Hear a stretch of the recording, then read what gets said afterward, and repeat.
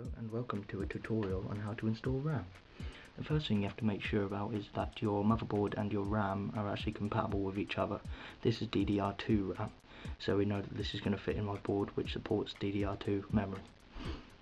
First thing you have to do is make sure that the clips on the side of your sockets are in the open position.